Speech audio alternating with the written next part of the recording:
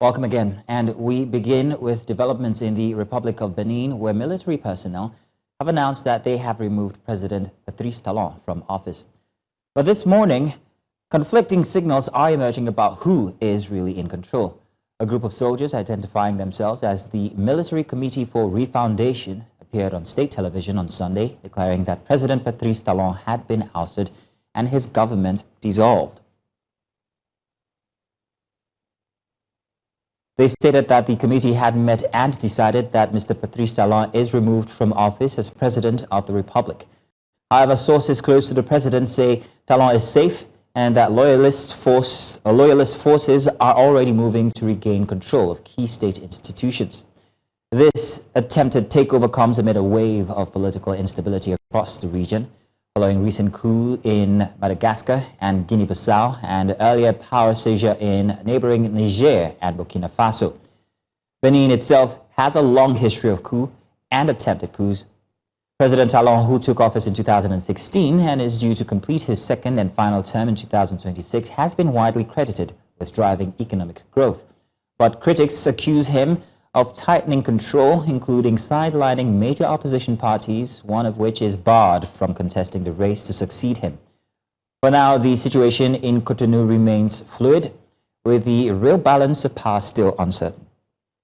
Now, joining us to discuss this is to discuss the recent events in West Africa, and also to help with the future democratic governance ideas is Mr. Lekan Sote, a global affairs analyst. Welcome, Mr. Lekan. Thank you very much for joining us. Thank you for having me. Yes, indeed. Now, let's start with the big picture. What, in your view, is driving this rising wave of military takeovers across West Africa, as we can see currently? Well, let's say it's like a bandwagon effect, and the inability of ECOWAS to check the coups in the Niger Republic, Burkina Faso, and Mali. You remember in August 2023, the fiasco when the chairman of ECOWAS head of state authority, that's our own President Patrice Talon, tried to effect the, shall we say, the disciplinary measures against those countries. It became a problem, and he pretty much ended up with an egg on his face. And so they feel, and then eventually they went ahead and formed the AES, which is like a counterforce to ECOWAS. You and I, I'm sure you agree with me that Nigeria is no longer exactly the hegemon that it used to be in West Africa, that it was able to set up ECOWAS, finance it and run it, operate it, and we got results. But I may just say for sense of history that it's the French West African countries that actually had always started coup in West Africa. As a matter of fact, this coup, if it succeeds, because there is conflicting reports right now, about its success, it will be the 7th coup in this country called Benin Republic. The first one was in 1963, and then which was it lasted for just a few years. Eventually, it came up strongly in 1965, and subsequently they have had, other military governments. So this is going to be the 7th if it becomes successful. So it's essentially a bandwagon effect. Bandwagon effect, indeed. Now, Mr. Sote, I'm going to ask a difficult question here. Many people are sitting down and watching Nigeria getting hedged inside of this military fence that we can see when it comes to the West African belt. You speak about Nigeria's hegemony, but other people will say that it makes us strategic to other Western countries. However, there is also the risk of ideological aspiration by members who push dissent in Nigeria. Where do we find ourselves from the outside looking in when it comes to Western nations and from the inside looking out when it comes to dissent? In 2023 presidential election was pretty much very well contested. The president had about a little over 1/3 of the votes of the presidential election, which tells you that the president is not 100% acceptable to the electorate of Nigeria, according to the voting results. And there has been a lot of tension within the polity. There has been so much back and forth. Those who lost the election have been coming up strong in terms of their vitriolic responses or rhetorics to this government. So, and then of course, the hard decisions, the very, very hard, but necessary decisions that these economic decisions that this government had to take. Don't forget that fuel subsidy, removal of subsidy from electricity, even military governments have not been able to do it. Even during this democratic dispensation, President Obasanjo, who was a military head of state, could not do it. President Muhammadu Buhari, who was a military president, could not do it. It took this president to do it. And of course, it has had very harsh results on the people. And so, for those who want to play politics, it's like this government may have played into the hands of those who may have sinister or other motives. And I'll try and explain this to you. In 2011, I think, when former President Goodluck Jonathan tried to remove subsidy, a lot of Nigerian politicians, including the present president, stood up against him. Mm-hmm. And then some 2, 3, 4, 5 months ago, one of the, shall we say, stalwarts of APC actually said, we knew that the subsidy should be removed, but we are playing politics. So some of the people who seem to be working against this president, arguing against the removal of fuel subsidy, are actually just playing politics. Mm-hmm. If you remember, the 3 major presidential candidates actually did say they will remove fuel subsidy. And the 2 of them who lost out are even criticizing the president as soon as we are talking right now. Now, Mr. Sote, I asked that question strategically, noting that our borders has fenced us in with all these countries that are either unstable or that are under military rule.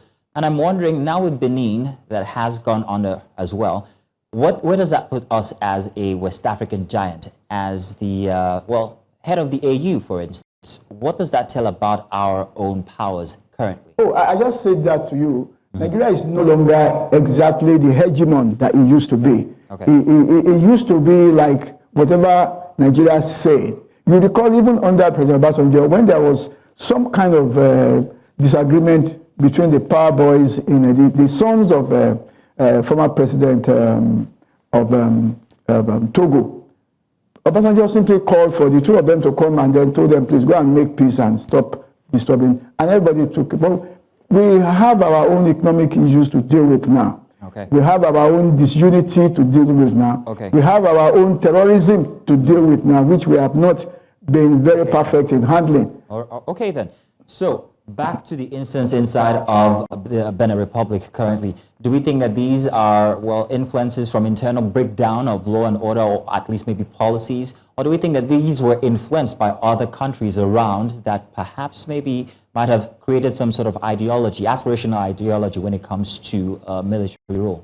Well, there has been no talk about ideology. As a matter of fact, the only president, military head of state of Benin Republic that ever talked about ideology was Matthew Kerekou, who was talking about Marxist, Leninist ideology. But at the end of the day, he actually left when he became a civilian head of state. He was no longer talking about things like that. I don't think so. What I think is, like I said earlier on in my intro, is that 1, this is a bandwagon effect, and then 2, is that the economic policies of President, what's his name now, Talon, just like we have the same economic policies in Nigeria, is putting him in a place where he can be vulnerable. People can say, oh, well, his policies are not the best for the people. There's high cost of living, there is, goods are expensive, and the rest of them, and the times are hard because of the policies. And those policies are hard, they must be implemented. And while they are being implemented, certainly it will have negative effects on the people. Just like in Nigeria, we are experiencing very hard situation because of the tough decisions that this government has to make. Let me add as I said earlier on, that these tough decisions have to be made. The tough decisions that President Tinubu has made have to be made, but they do actually have negative effects on the people, at least in the short term, before we start having, well, I'm sure you probably have heard that the price of a bag of rice has gone a little bit down now, So gradually, it will take some time, but eventually we will adjust. So again, that is what is happening in that country. Okay, then. Yes, the bandwagon effect, and then two, the fact that within the country, economic policies is affecting the people in the wrong way. Yes. All right. So weak institutions, and well, that's the reaction we get from that. Now, I'm being told that we're joined by Kathleen Ndongmo, who's our head of digital news here at News Central. Kathleen, good afternoon. Thank you very much for joining us. I hope you're here with us. Grand. Good afternoon, Mazino. Good afternoon, Thank you for having me. Thank you. Now, Kathleen, it's a worrying effect. We see here French countries around Nigeria seem to be the target of these military ideology. What do you have to say about this? We're either hedged in by countries that are not stable or those that have already gone into military rule. What are we looking at here? What are the trends that are pushing this outcome?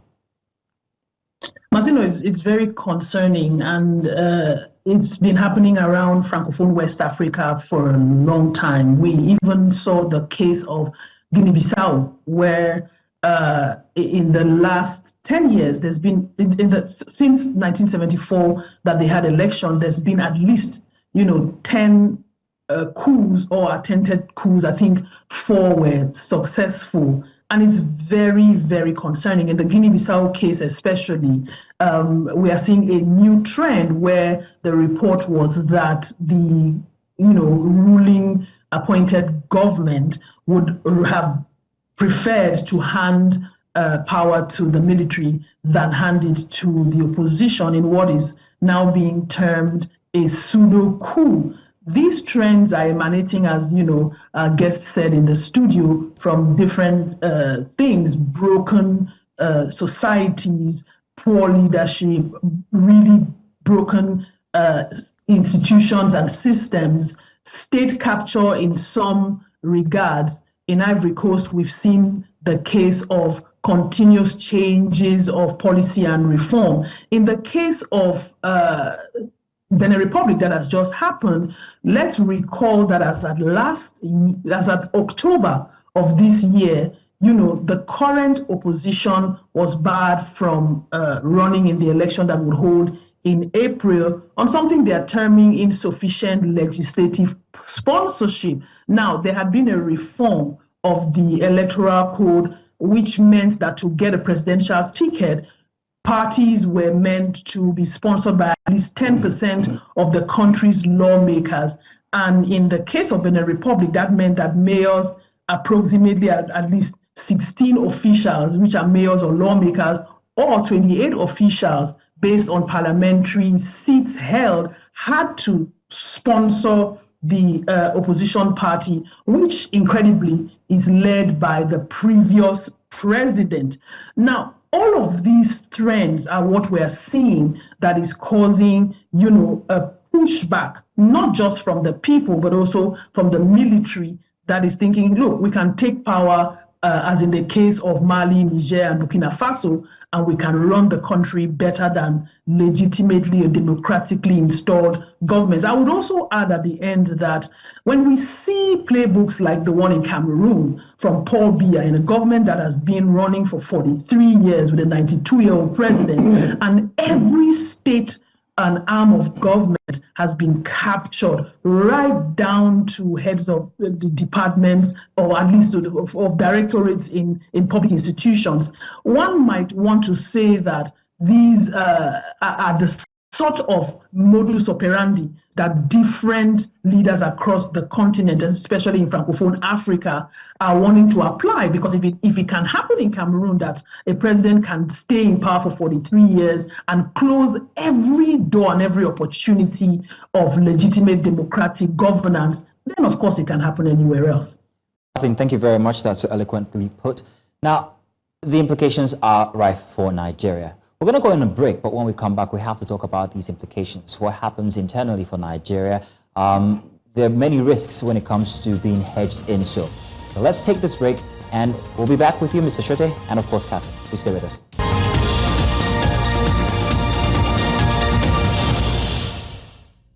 Welcome back, and we're still having conversations with Mr. Lekan Sote and of course Kathleen Ndongmo here about the instance in Benin Republic where it has been announced by soldiers that the country, the processes in the country has been taken over.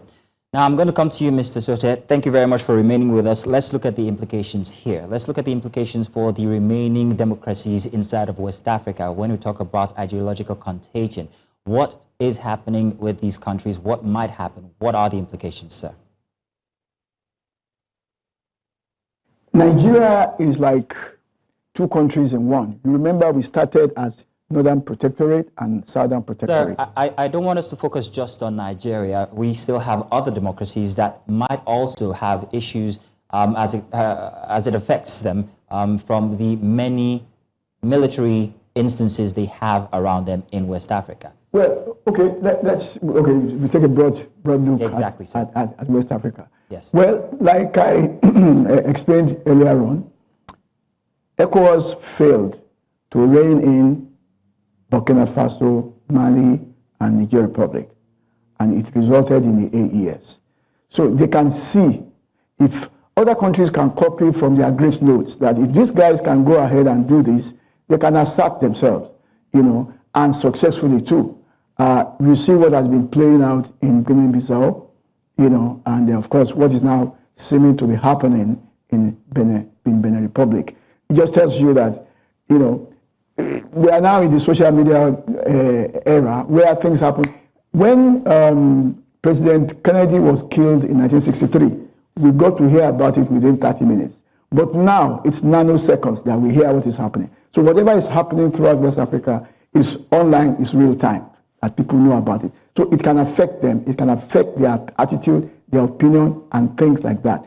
And especially when, as our other guest has observed, institutions have broken down throughout West Africa, if not the entire Africa, And we are the weakest part of the economic south of the world. Things are not rosy here. That's why we call it Japa in Nigeria, and people are migrating to other economic migrants to other countries.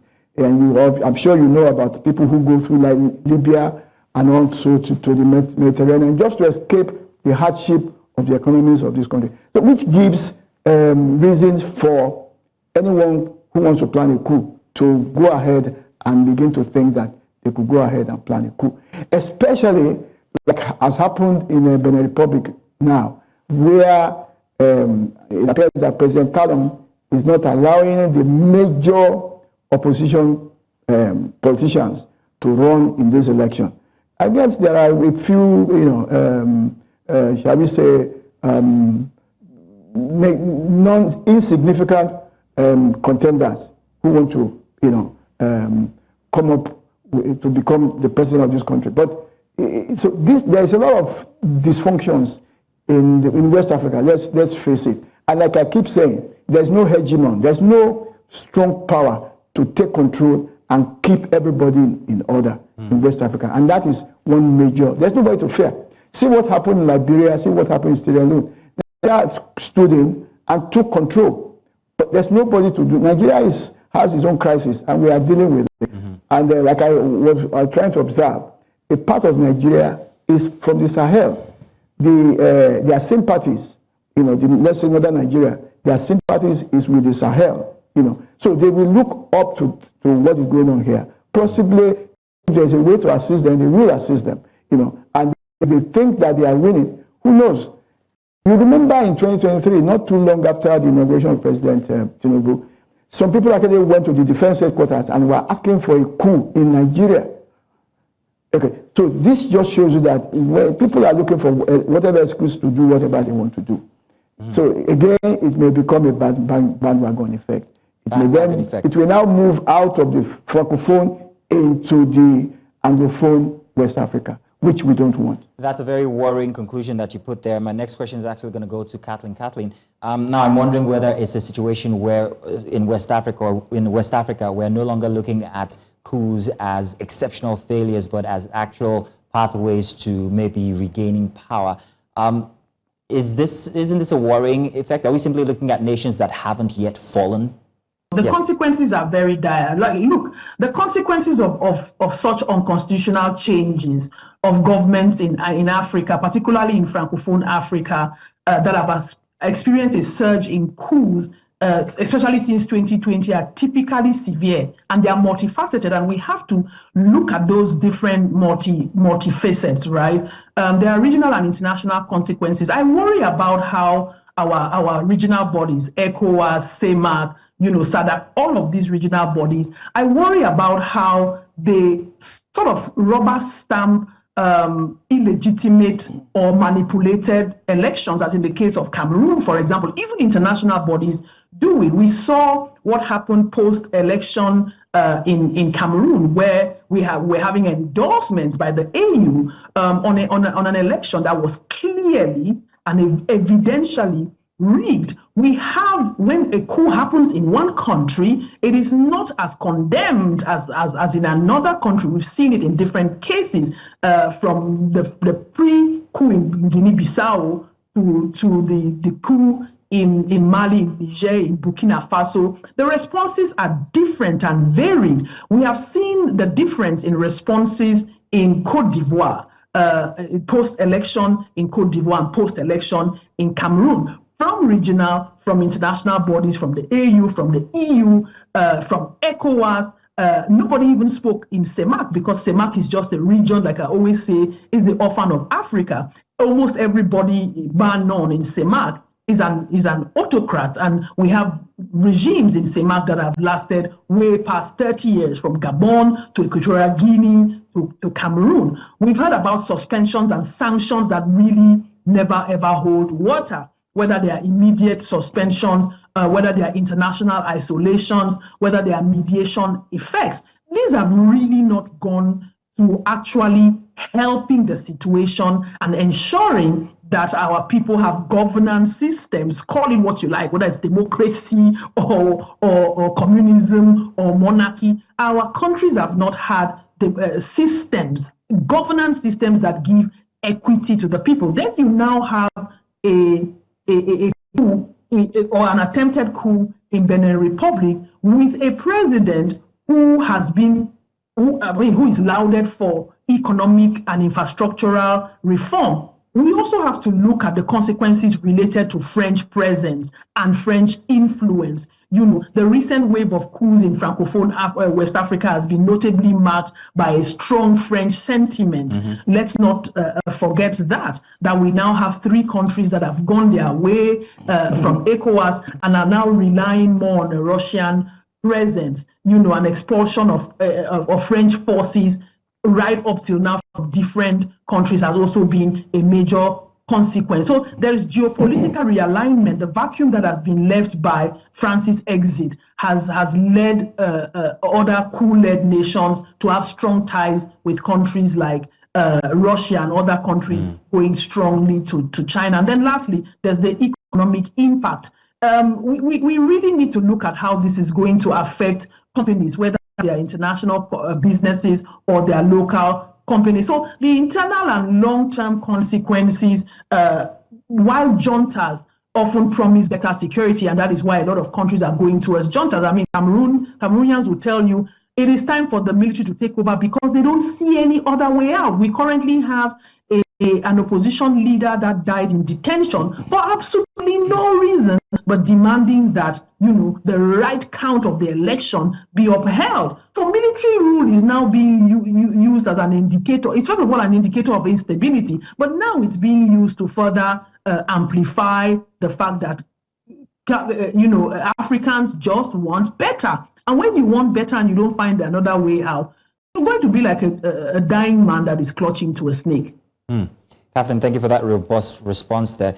We're going to come back to the economic implications or consequences here, not only as it affects Nigeria, but also the Western nations looking into interests in West Africa. But let's take a look at the pillars that are still remaining. There's Ghana, there's Ivory Coast, there's Nigeria.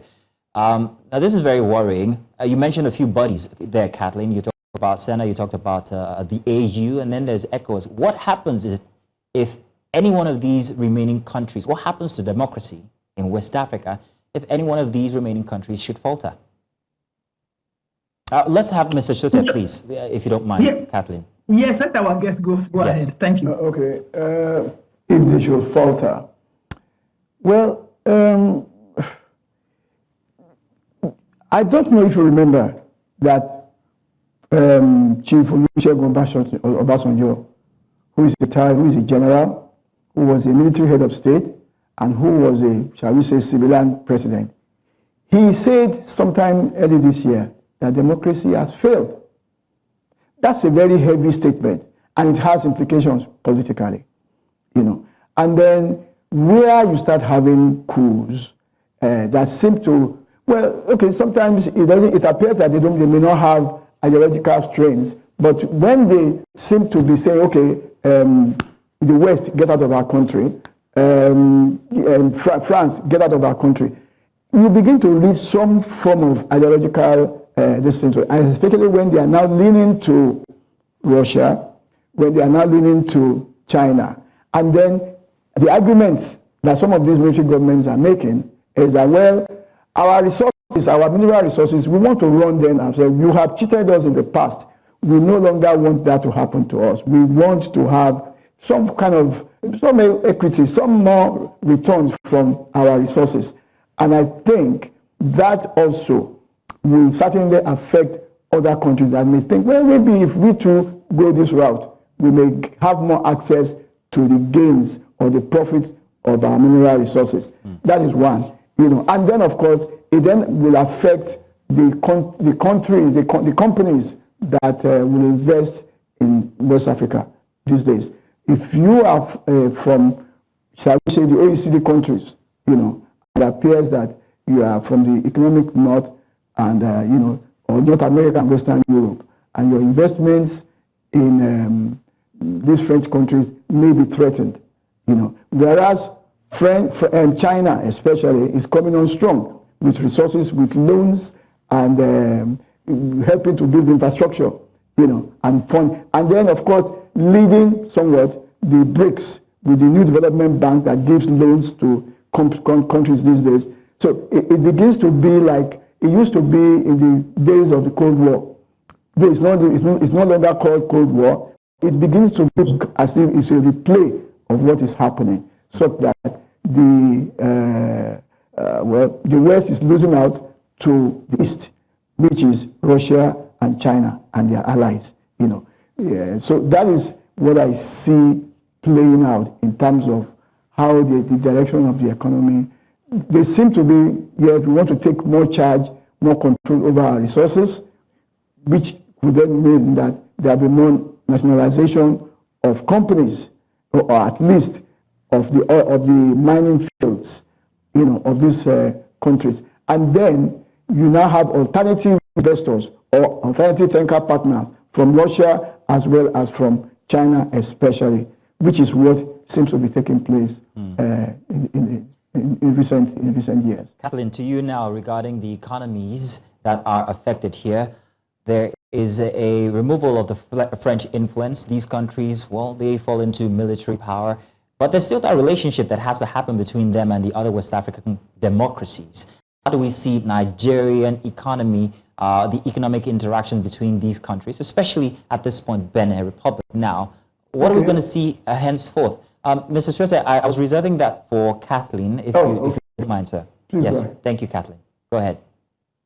Maybe not just the Nigerian consequence, Mazino, but you asked a very fundamental question. If Ghana, Senegal have a similar, you know, coup, they are seen as bastions of democracy on the continent. I mean, what happened in Senegal recently showed that at least the judiciary has not been captured like others. But if this should continue, it will significantly worsen regional instability, economic instability, embolden military factions, and also, you know, just create insecurity. We already know what is happening with extremist groups around the Sahel in these different nations.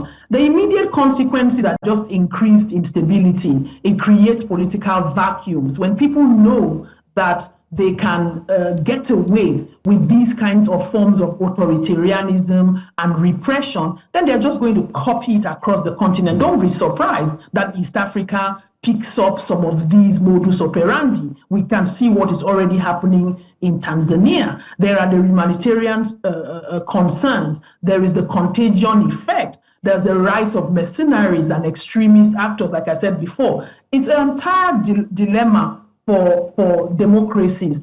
And then the underlying coups, like you say, really affect economies. Right now, we already have economies that are not very well doing. They're not that buoyant. In Nigeria, there is extreme inflation. Ghana is beating its own inflation as reported. Cameroon is under siege in terms of, even at the post-electoral violence has meant that there are now ghost towns around the north, when there were already ghost towns in the northwest and southwest regions. Two regions have already been captured by geopolitical crises and economic hardship for the last almost 10 years. And now another region has added. This country only has 10 regions. So the long-term outlook for authoritarian resurgence and this kind of military takeovers, and a failure of counter coups for better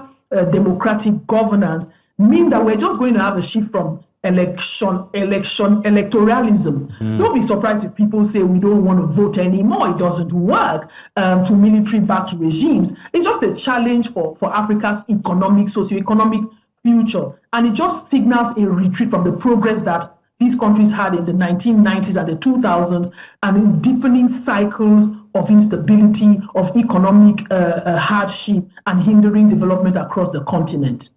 Your candid response is very scary, I must say, but it actually does make logical sense, Kathleen. But let's now shift to security. Please, before that, can you Yes, just sir. add a little bit to... Go ahead, sir. Just a perspective on it. See, Nigeria is, I think, 50% of the population of West Africa. And our economy, if I'm correct, is, I think, 60% of the GDP of West Africa. Rather, though I have said that we are no longer the hegemon that we used to be, there's no doubt that the economy of Nigeria is very strong, and it affects the other ECOWAS countries more than their economy affects us. They still come here to buy things, despite the fact that we are complaining here. So, they still come here to buy a lot of things. Mr. Sote, if you remember my earlier question to you, I was asking you whether this puts Nigeria at a strategic location or position when it comes to Western interests. And that was what I was referring to because of its power economically. So let's go back to that. How does that affect Nigeria to its advantage or not when it comes to Western interests? Very good question. It's going to be a double-edged sword. Markets may reduce because of the dislocations, the further dislocations that these cool things may cause in their countries. But funny, the other one is that, well, because of the point that they are going to be creating for themselves, you might then be having a lot of migrants from ECOWAS back to Nigeria. And I'm sure you've probably been seeing a bit of that. I was on an interview with Ghana TV sometime last year. And some of the people in the panel, somebody, a professor from, I think, Mali, and somebody from Ghana. And a sense of what I was getting from their feedback is that the Sahel is looking at those of us in the Gulf of Guinea, especially in Nigeria, as the ones that are blessed with a better weather, better agriculture, and a stronger economy. And that is why you are seeing a lot of, shall we say, migration, from violent migrations, from the Sahel into Nigeria. A lot of them who come as bandits, as whatever names you call them, actually are coming from West Africa. So we are in a position where we can lose, and we'll probably lose markets because they may not be as strong as enough to be able to buy our things. But we can also then begin to have the negative ones, the more negative, which is economic migrants, which I'm sure you can see all these people driving, yes, sir. driving Marwa and the rest of them. Yes, we can see that now. Mr. Sote, I only have time for one more question for Kathleen. Kathleen, let's talk about security, or rather, let's talk about insecurity. Now, when these things happen, these kinds of instances cause these nations that are under such rule to normalize weapons. When we talk, Mr. Sote noted that migrants begin to flow in. They flow in, especially with weapons. The borders suffer. What are we looking at for countries hedged in, like Nigeria? It's very dangerous for Nigeria. This arms proliferation has already become a big deal ever since, the Anglophone crisis happened in 2016, early 2017 in Cameroon. We have arms proliferation going back and forth. It's not just going into Cameroon, it's coming back into Nigeria. And you can see that also the modus operandi for violence and for sit-at-homes was picked up from the Amber Boys by, the current Biafra leaders, I would say. So the increased crime, increased instability fuels the flow of illegal weapons, worsening existing conflicts and insurgency in Nigeria. There's weakened border controls, like mentioned before, that is now allowing terrorist groups to keep, rising. There's not only one now, we have new ones that keep, announcing their arrival on social media, and also transnational crimes that move freely, escalating violence within Nigeria, transnational crimes from Niger, from Cameroon, Chad, coming into Nigeria. There's also a military strain. Nigeria as a regional power is facing increased pressure to intervene militarily or provide aid, and it's also stretching its already